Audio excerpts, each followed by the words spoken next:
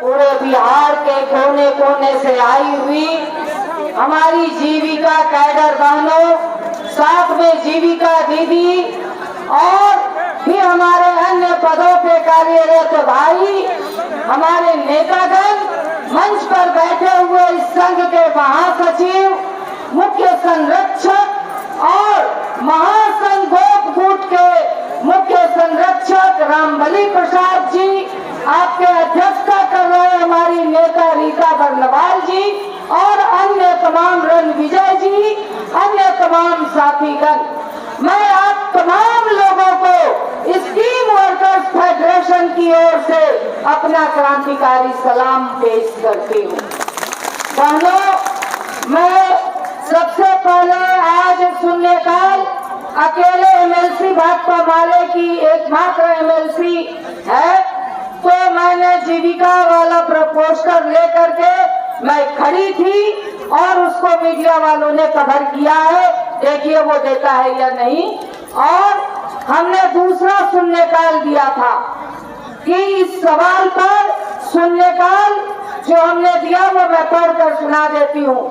1.5 करोड़ ग्रामीण गरीब महिलाओं के आर्थिक सशक्तिकरण के लिए कार्यरत जीविका कैडर का मानदेय भुगतान का सारा भार 46,000 करोड़ के कर्ज में डूबी जीविका दीदियों पर लादने संबंधी जीविका का 2 सितंबर 24 के आदेश को पूरी तरह से रद्द किया जाए।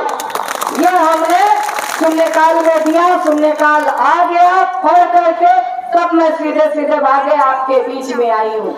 सबसे पहले तो बहनों इस बात का निंदा करती हूँ और निंदा ही नहीं, जोरदार आवाज से इस बात का विरोध करती हूँ कि जो तुमने प्रदीप कुमार सिंह को डिटेन करके रखा हुआ है, कल शाम में 7 बजे इसी जगह से हमारी यहाँ की प्रशासन उठाई है, जो कहती है कि बिहार में जंगल राज हो गया है। हम पूछना चाहते हैं यहाँ के डीएम से कि क्या तुमने नेताओं को किडनैप करने का ठेका ले रखा है, जो हमारे नेताओं को यहाँ से उठाए और उठा करके तुम ये भी नहीं बताते हो कि हमारे नेता कहाँ है।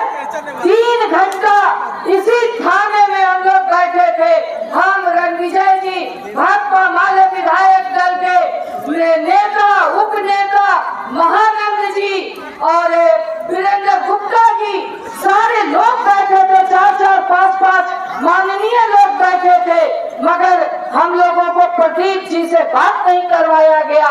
ये नहीं बताया गया कि उनको कहाँ गिरफ्तार करके रखे हुए हैं। कहते हो कि यहाँ अपराध का राज पहले चल रहा था, ये तो सरासर सरकारी गुंडागर्दी है। इस सवाल पे भाकपा माले और ट्रेड यूनियन एक्टू नहीं छोड़ेगा। हम लोग यहाँ के सबसे बड़े वकील उनसे बात कर रहे हैं। हैवी कारपोरेट जो होता है सबसे हैवी, इस पर मतलब चार्ज फ्रेम होता है। हम सरकार पर हम लोग ये भी चार्ज करेंगे कि अगर आप किसी नेता को उठाते हो तो बताने का अधिकार तुमको देना होगा। बिना बताए तुम हमारे नेता को गुमनाम तरीके से नहीं रख सकते हो।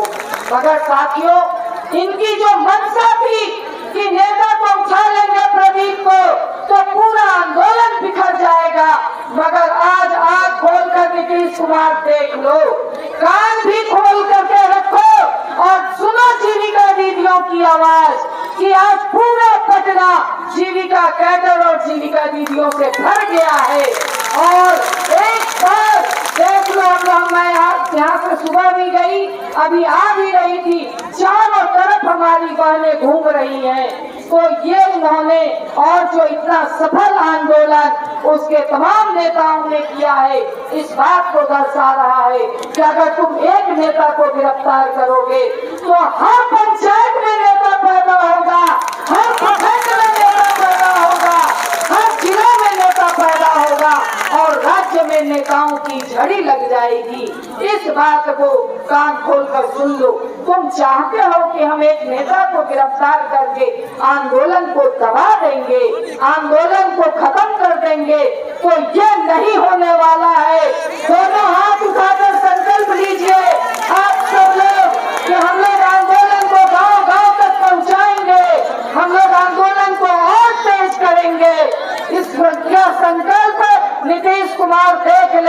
कि हमारी कोई भी बहनें डरने के लिए तैयार नहीं है, बल्कि आंदोलन की राह पर और मजबूती से चलने के लिए तैयार है।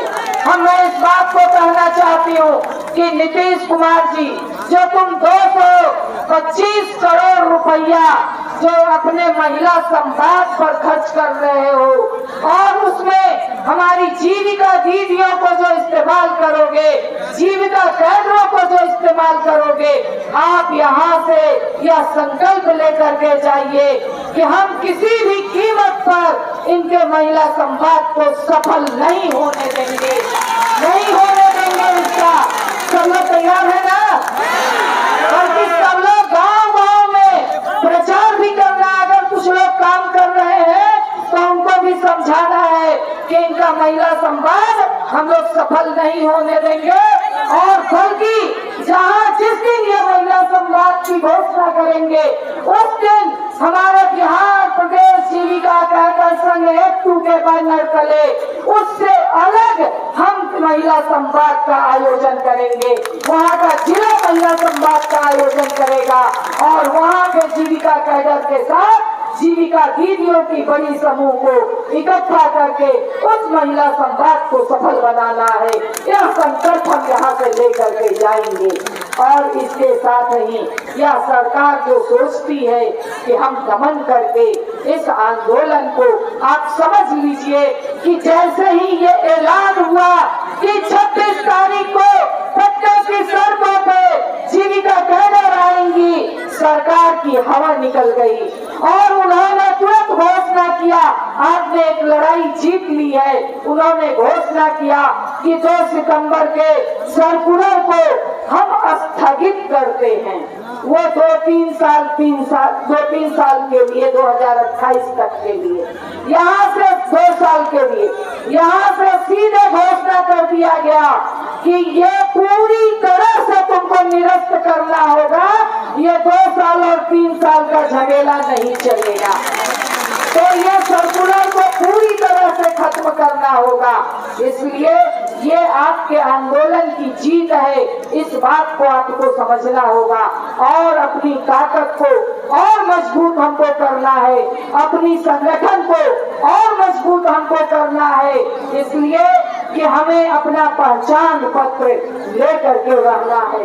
पहचान पत्र अपना हमको, क्योंकि हमारी पहचान ही हमारा है और आज तक हमारा पहचान पत्र हमें नहीं मिला है। इसलिए पहचान पत्र चाहिए, हमें 25,000 मानदेय चाहिए और इन तमाम सवालों को लेकर के अगर यह सरकार हमें यह नहीं देती है तो यह संकल्प यहाँ से लेकर के जाना है कि यदि हम नीतीश कुमार को जमीन पर से उठा करके बिहार की गद्दी पर बिठा सकते हैं तो कान पकड़ करके कुर्सी से नीचे उतारने का मौका भी रखते हैं और 25 में नीतीश कुमार को सबक सिखा देना है, नीतीश कुमार के घमंड को तोड़ देना है।